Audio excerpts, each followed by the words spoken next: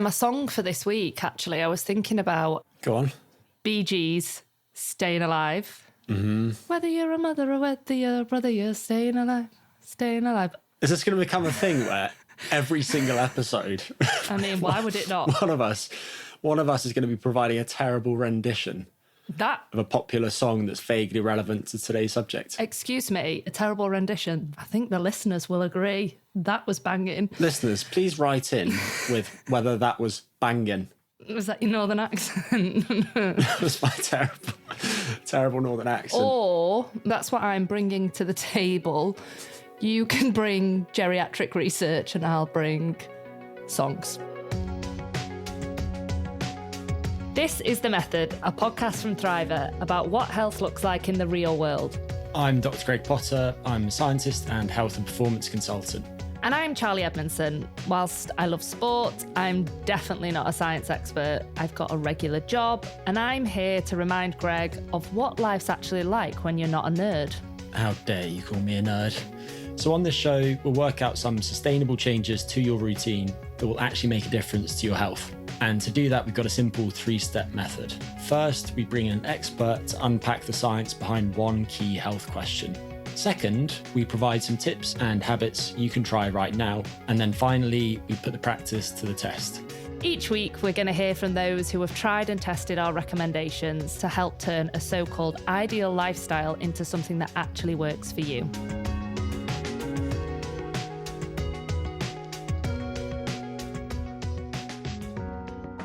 Good morning. How are you? Good, thank you. How are you? I'm right, thanks. I'm looking forward to your thoughts on moral philosophy today. Oh, God. Don't do that. Because my thoughts are, I have no thoughts. What should we speak about instead? The effects of crumpet intake on ageing. I mean, I hope. Imagine if it's just crumpets. I've had the secret sauce the whole time. I'm actually 65. You just can't tell. Well, we were speaking about the fact that when people start to age, they selectively lose fat from their face, and that can make them look older. And maybe crumpets are good for facial age for that reason. They keep the face nice and plump. Puffing my face. Crumpet-like. Puffing my... Oh, you say my face looks like a crumpet? Oh, my God.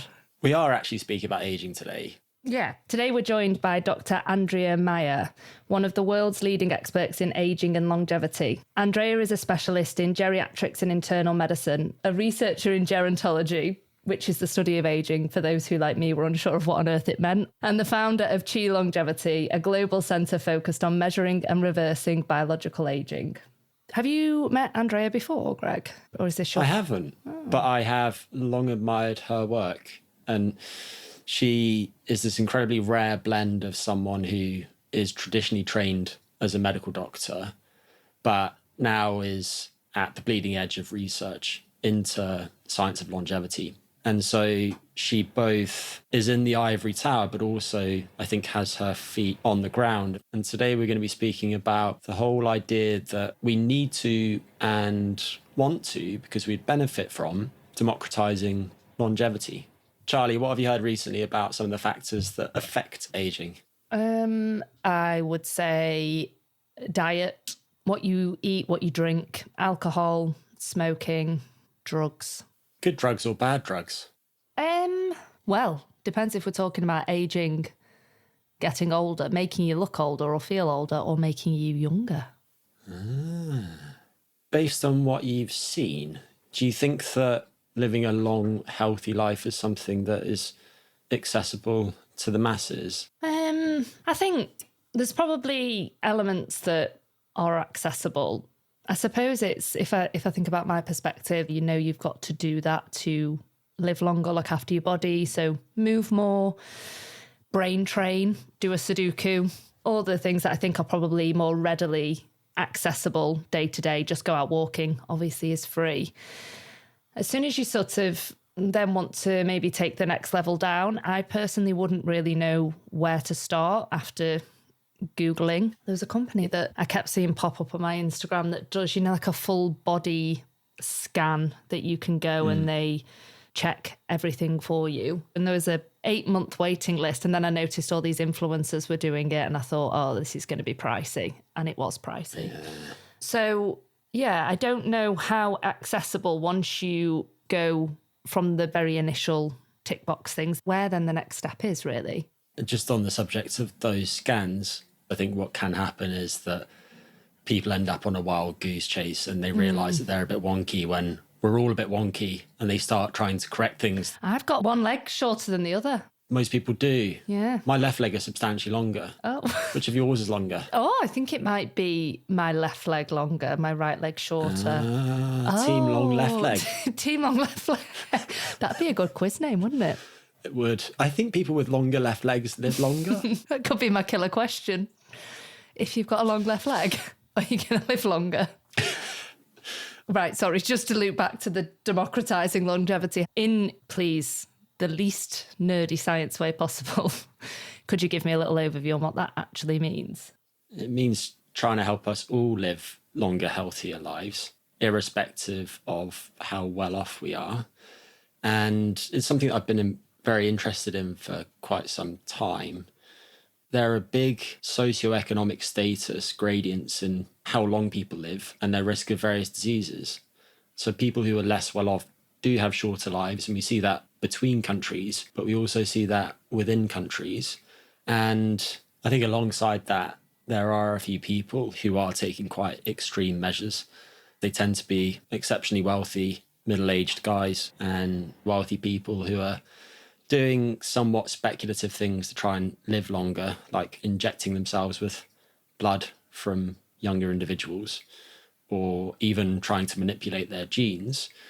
When, as you mentioned, many of the things that we know actually help people be healthy for longer are very low cost or even free and readily accessible. And I think one of the problems is that our healthcare system is really a sick care system. And there's a chance for it to be a longevity system, but a common theme is that we need a system that helps prevent problems from happening, as opposed to focusing on treating problems that already exist. And if we can do that, it can help ensure that we all have good lives, and those aren't just reserved for the ultra wealthy. Prevention is better than cure, Greg. Who said that? Is that a famous thing, or is that just... I think it was a moral philosopher. Stop it. Have I just become a philosopher? Oh my God, she's on fire. I've always thought of you in that light. Not only is she a singer, she's a philosopher. Well, should we bring in Andrea? Yes, let's bring in the expert.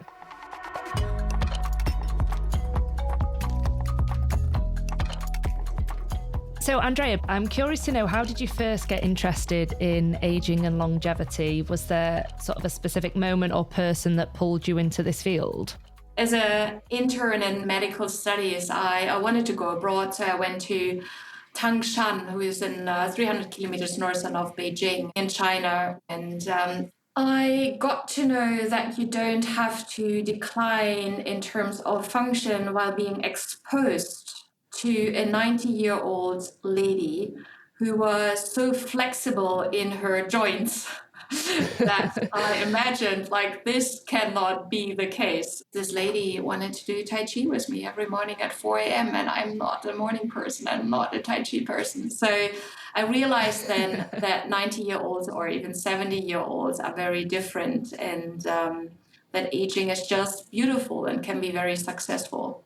Does the 90-year-old woman know how much she influenced you, your career? Absolutely, I told her. So today, the focus of the podcast is on democratizing longevity. So can you just explain for our listeners what longevity means? So longevity just means that you are living longer, but most importantly is that you can do the things you want to do and you have the assets doing it. When I was a geriatrician, or much more involved in geriatrics, I was always asking my patients, are you able to walk? Are you able to talk? And do you have friends? Because these are, I think, the three key characteristics, especially in older life, like being able to walk and talk and having friends. But it also applies, I think, for a 20-year-old or a 40-year-old. Are you able to communicate?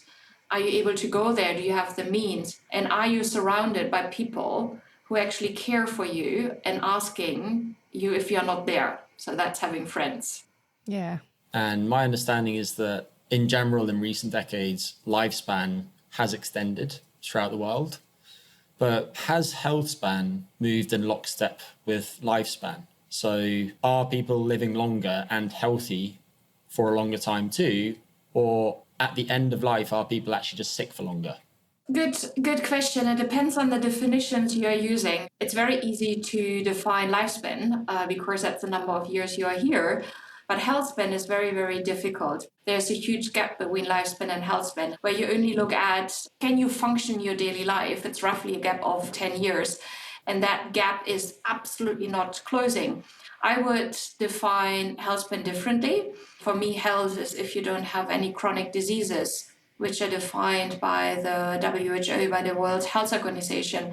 If you're using that definition, then actually the gap between health span and lifespan is much, much bigger, roughly 35 years, because in most of the countries with appropriate healthcare systems, individuals at the age of 50 have the first chronic disease, and then in principle, following my definition, health span would stop. And if you are living until the age of 85, then you have 35 years, and also that gap is really not closing.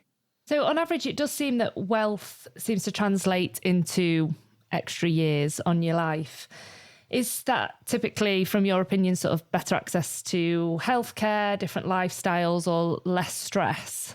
Yeah, so first of all, I think we have to acknowledge that there's a huge gap dependent on socioeconomic characteristics. It's very often depicted by the income somebody has, but also it starts already the school education you were having, because school education leads to very often to income and choices you make.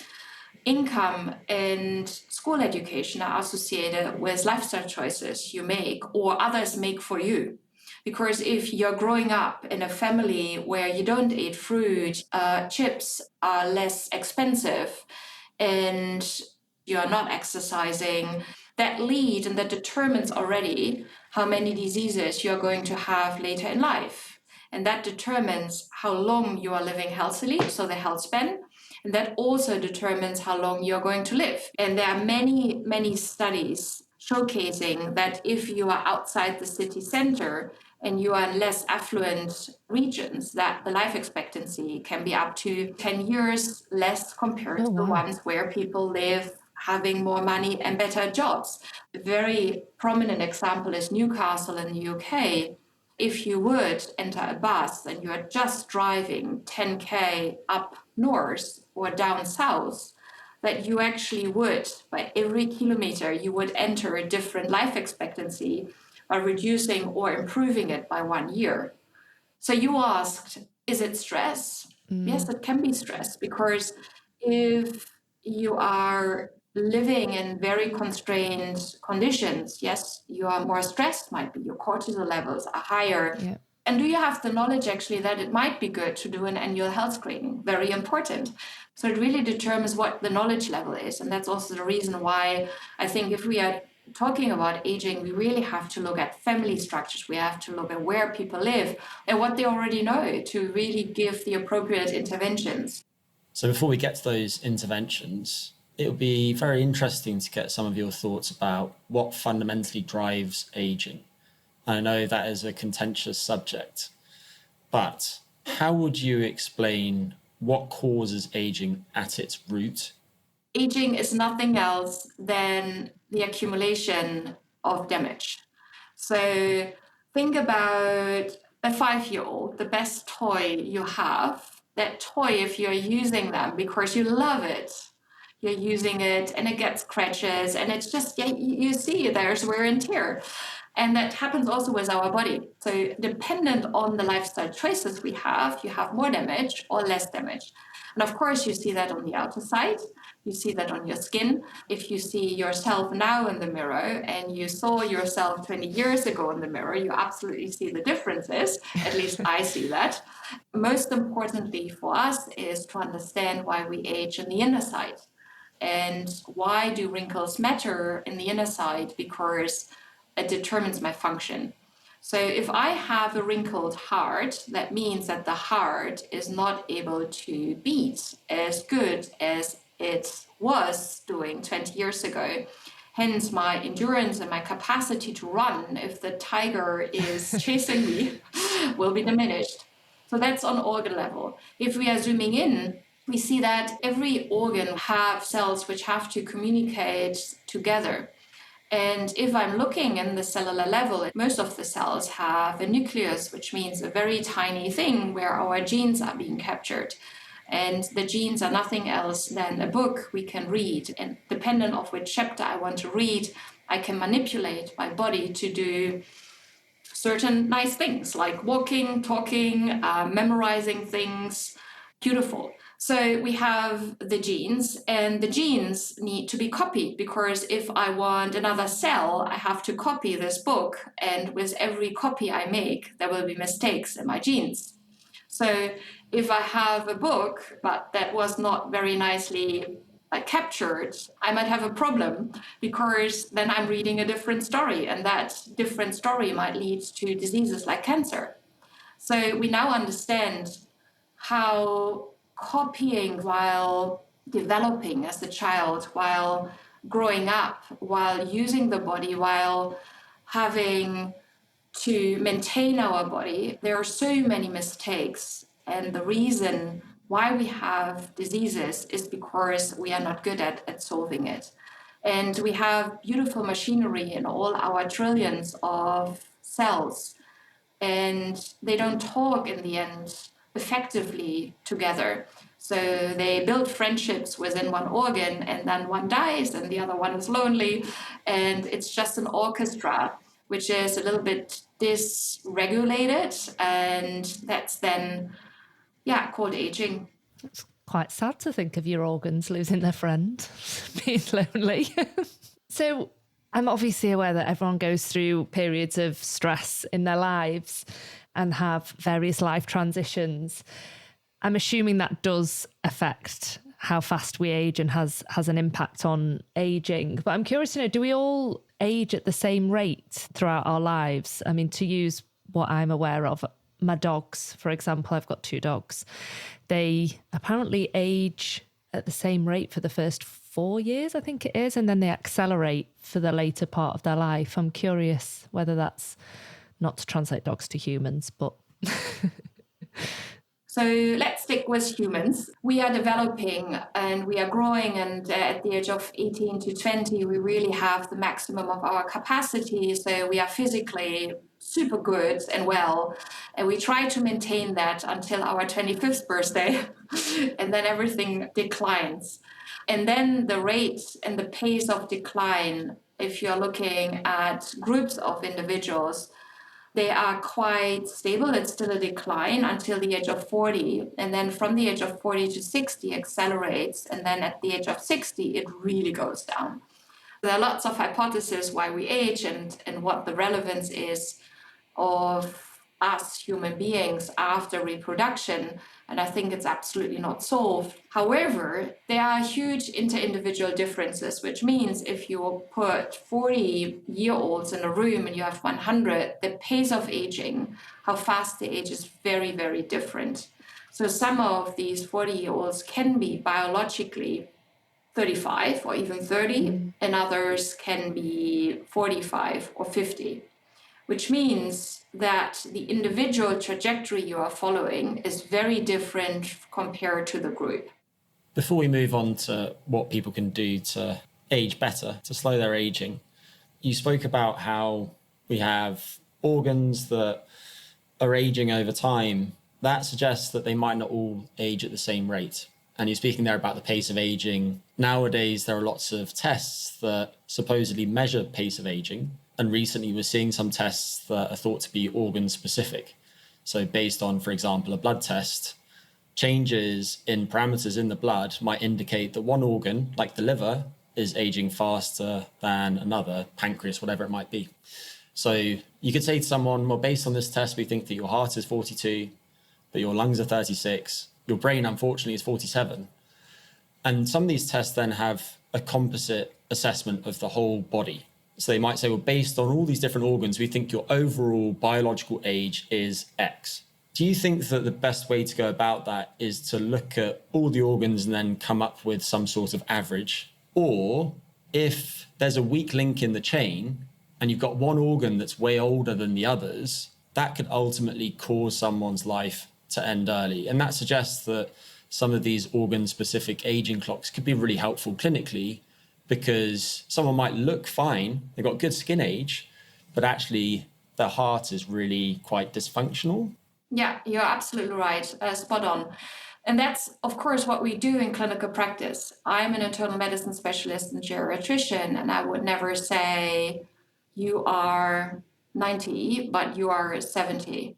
Because within individuals, the speed is different.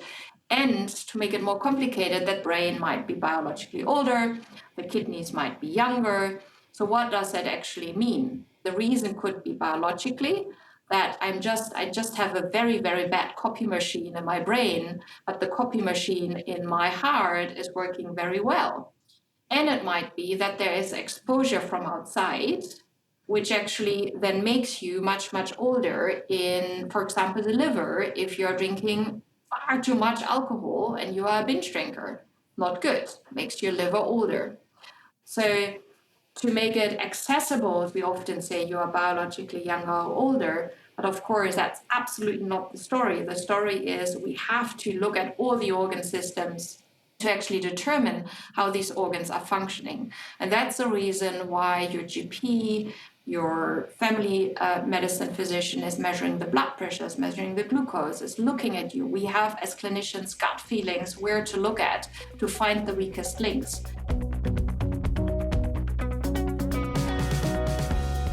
So when it comes to biological age, just applying a number wouldn't actually give us an accurate picture of what's going on. Your heart, your lungs, your kidneys, they're all probably aging at a different rate. So it would be really worth checking in with your GP to figure out what needs most attention.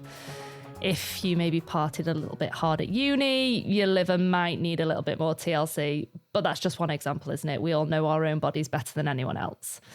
So now that's clear, let's move on to the practice section. This is where we talk about practical things that we can use in everyday life to help actually make us feel and function better. Andrea, you've done some work with the World Health Organization. They've had a focus on so-called intrinsic capacity, which is basically the sum of all physical and mental capacities. So those include things like cognitive functions, attention, memory, that type of thing, as well as physical capacities, so in that strength and stamina. If we start with physical capacities, in research, grip strength is often used, but it has its pros and cons. For example, it's easy to test, easy to standardize, but it only tests the strength of certain upper body muscles, when lower body strength does seem to be more important to avoiding frailty and for people to stay independent as they get older. The same goes for tests of endurance. So in this case, maximal oxygen consumption, or VO2 max, is often used. And that's measured by analysing a person's breathing during a graded endurance test. So a test that gets harder and harder, might be running on a treadmill, for instance. And VO2 max is an excellent measure of cardiorespiratory fitness, so function of your cardiovascular system and your respiratory system too, but it requires special equipment. There are alternatives like getting a VO2 max estimate from a wearable. You can get that from pretty much any wearable nowadays, like a Fitbit or a Garmin or an Apple Watch. So how do you suggest listeners assess their physical capacities? So intrinsic capacity is indeed being defined and being used by the WHO, and there's not only intrinsic capacity, but there's also vitality capacity, and now there's also social capacity. So at the moment, we are rewriting the chapter of what the capacity is to be social and what that means. But coming back to your question with regards to the physical function, whatever age you have, you should actually know how good your muscle strength is and your muscle mass, in my view. There are now machines which are very often accessible, for example, in gyms, who can measure your fat mass and your muscle mass, and sometimes even how much visceral fat you have which gives you a good indication of how muscled you are. The VO2 max, so that means you're going on a treadmill, you're going on a bike, you have a mask on, we are measuring your respiration, and we are actually seeing how good your mitochondria work, is the best test you can ever do. So if you want to give yourself a present, make sure that you do a VO2 max, because that's the best predictor for how long you're going to live. There are estimates of that VO2 max if you have smartwatches, but these are estimations, and very often they are quite inaccurate. If you don't have a watch and you want to actually see what your respiratory capacity is and your endurance, I would say always start with yourself by recognizing where you are at this moment. So start with the push-ups. How many can you do? Really push yourself to the limit and say, okay, can I train and can I do more? And that's, I think, most important. I always say, yes, you can compare yourself to the average, but why don't you want to polish yourself and be optimal? And at older individuals or a 90-year-old, I wouldn't ask how many push-ups can you do?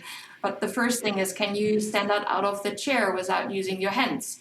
And it seems to be so easy, but it's really not. Many at older age cannot stand up out of the chair without using the hands. If somebody can do it, then you are testing the number of seconds you need to stand out of the chair, so from sitting to standing 5 times. So they are very, very easy indicators to see how a person is functioning. And of course, it's even more interesting how much you actually improve. So I'm just thinking, if, we might have 30-year-olds, 40-year-olds, 50-year-olds, 60-year-olds listening to this, is there somewhere that people could go to have a look at maybe what the benchmarks are for the different exercises? Some publication or any information online that's useful that people could look at and say, right, as a 40-year-old male, I should be able to do X, but as a 60-year-old female, the expectation would be something else? Yeah, good question. So we just got a publication out actually giving the reference ranges per country for muscle mass, muscle strength, for other physical characteristics per age group and per sex. So because very often males are stronger compared to females because of the body composition. So now we have that. And so I would say follow our website.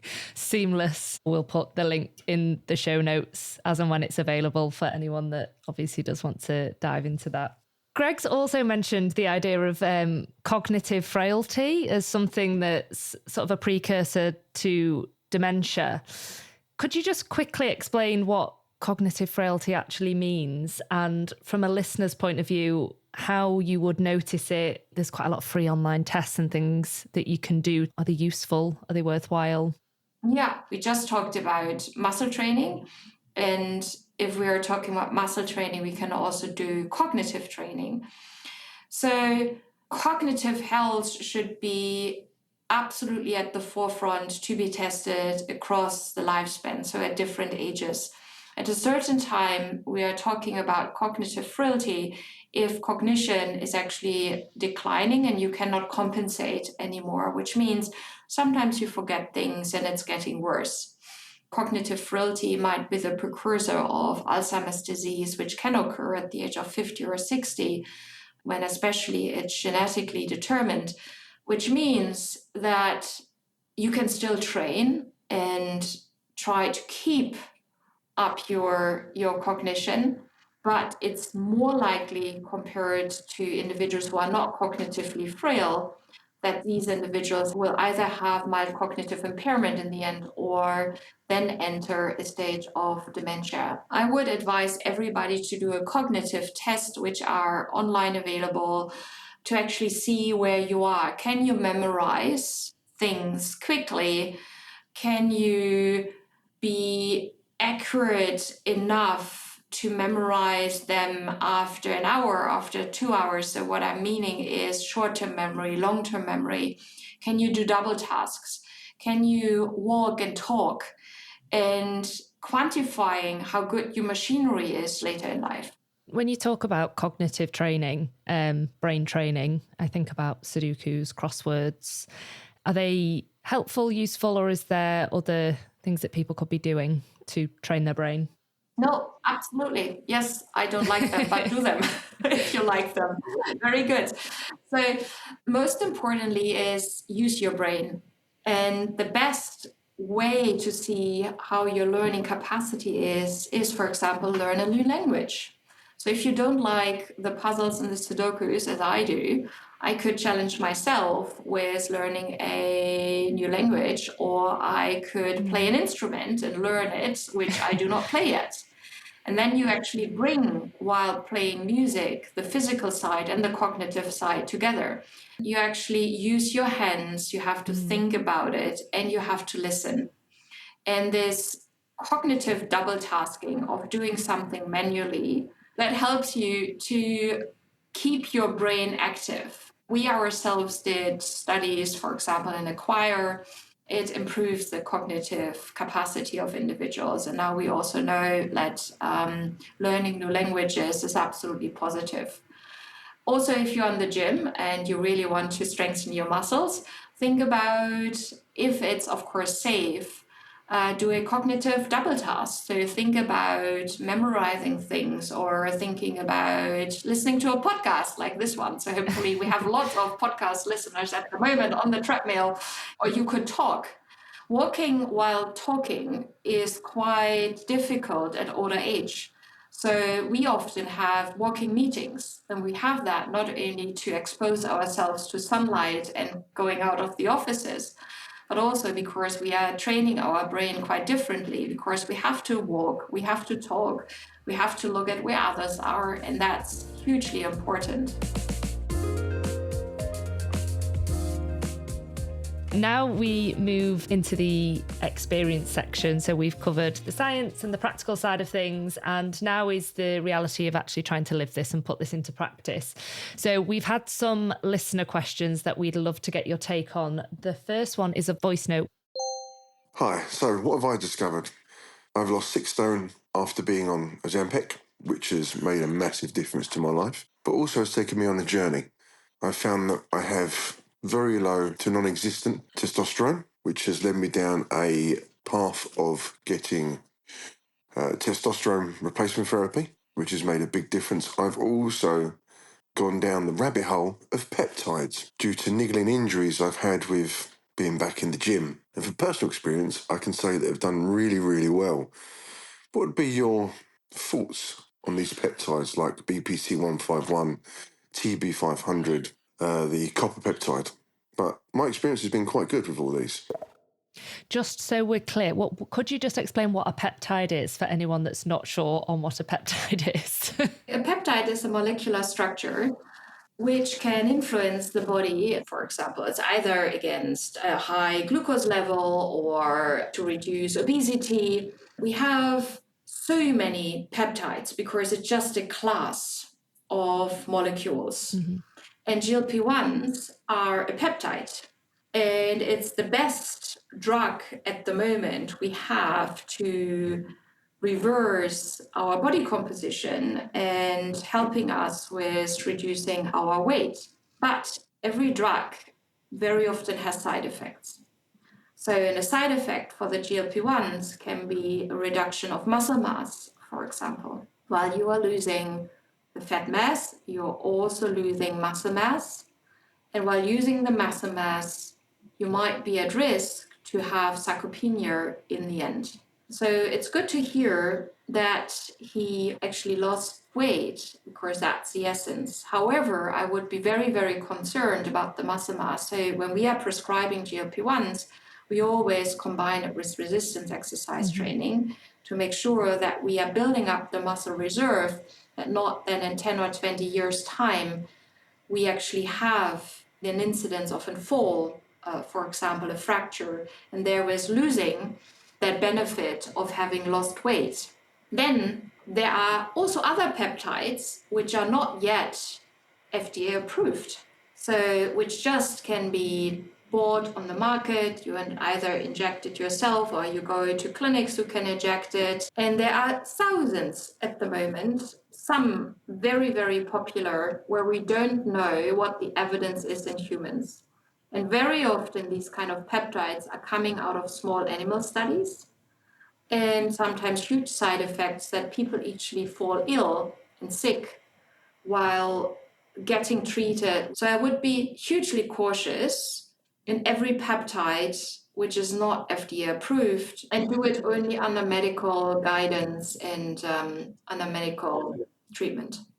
One problem here is that a lot of people are acquiring these peptides from the black market. And even with the supplement industry, we know that a lot of the products that people acquire off the shelves don't necessarily contain what they say they do. So many of the products that people are using are potentially contaminated.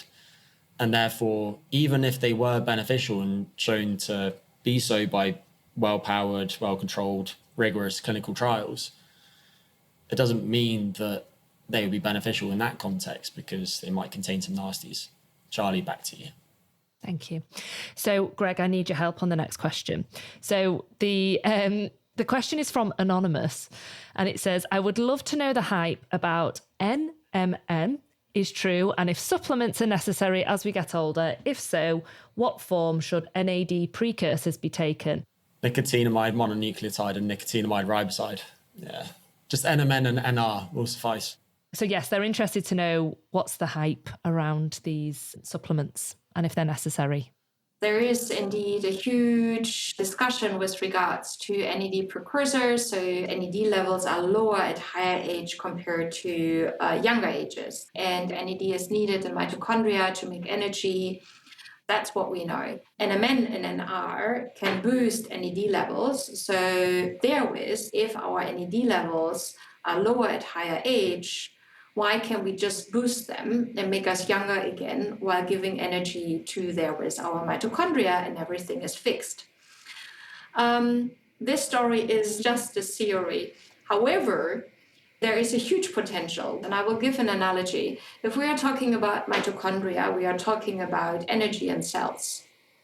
And energy and cells you can compare with your power level in your smartphone. Would you actually charge your smartphone if it's 100% charged? So if people are 100% charged, they are putting even more charging material into their body, for example, with NMN or NR, NAD precursors. It's very likely that is not going to help. But it helps people who have a problem with their mitochondria, so they need to charge their mitochondria. So it really depends on how good your physical function is, your mitochondria, to see what kind of supplements you use. So therewith, I would say yes. NMN overall is a hype for the wellness sector, for customers, because customers cannot make their choice if they need NMN or NR. I think we have to bring it into the medical system, measuring NAD levels, and that's what I do in clinical practice, seeing how much energy you need, then subsidize that with the supplements, measuring it again, and also asking, do you feel better? Are you better? And that's, I think, proper care and proper use of supplements like NMN and NR.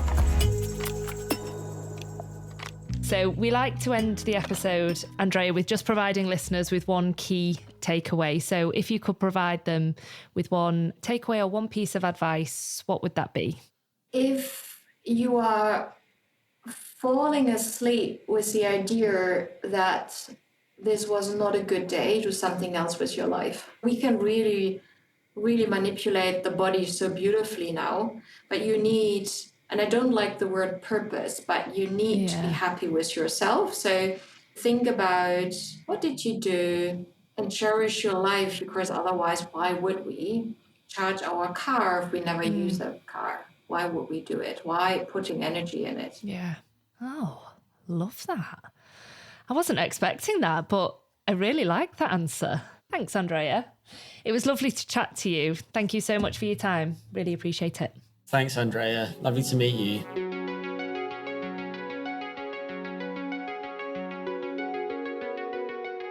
you know what I really liked, actually? At the very start, when she was talking about, can you walk, can you talk, and do you have friends? I love that that's in the category with walking and talking. Yeah, I think it's a nice little way to think about it, and the positive impact that having friends can have on your life. And I think mentioning, do you have someone that asks, are you okay? Really stuck with me, actually. What about you? Was it about wrinkles on your heart? Because that also stuck with me. I was thinking about, is my heart wrinkly? I have quite a few takeaways, so please bear with me. We didn't really speak about the value of certain common health tests, including getting your blood work done. Andrea recently contributed to an expert consensus statement, which was about biomarkers of aging. And in that, the panel that was included ultimately collectively arrived at 14 tests that they think are related to aging. Another subject we didn't get to is the importance of systemic variables. Singapore, which is where Andrea works and lives, I think the life expectancy there is currently about 84. So it's one of the longest lived societies in the world. And in recent years, the government has invested very heavily in longevity, and that totals $37 billion US. Some of that is going into research and development, some's going into longevity clinics, some is going into other initiatives. And Andrea's done lots of work with longevity clinics. She's actually founded a private one named Chi, but she's also written about the need to integrate these types of clinics into public hospitals too. So overall, if we want to democratize longevity, lots of changes need to take place. And only some of those have come up today, like low-cost interventions, changes to your nutrition, and so on, low-cost technologies like wearables, but also healthcare systems that try to prevent problems, not just treat diseases once they've occurred.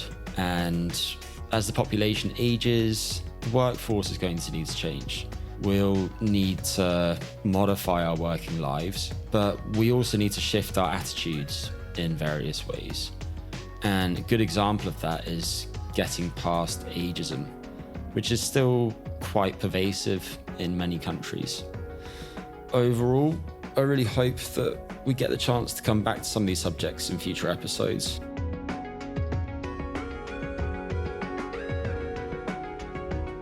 You've been listening to The Method, Health in the Real World, a podcast brought to you by Thriver. If you don't know about Thriver, it's a health tracking platform that helps you see exactly where your health is heading, what to work on, and how to do so. They use painless, at-home blood testing to show you what's going on in your body. Your results are analysed by accredited labs, and based on the tests, you get personalised guidance from real doctors, not AI ones.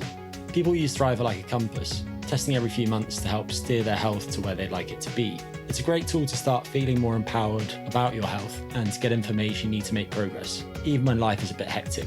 Thriver also has some great content out there that can help you get to grips with complex health questions, exactly like what we try to do on this podcast. And all of that is free to access. So if you want to learn more, just head over to thriver.co. That's thriver.co. And of course, if you love the show, subscribe. Why would you not do that? It takes just a few seconds and you won't regret it.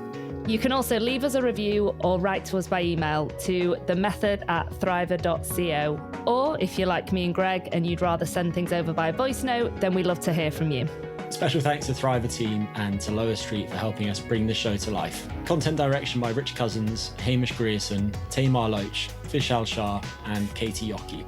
Production from Lise Lavati with the help of Sam Dattapoulin and Daria Lawson. And sound design by Alex Rose. We're your hosts, Charlie Edmondson and Greg Potter, and we'll see you next time.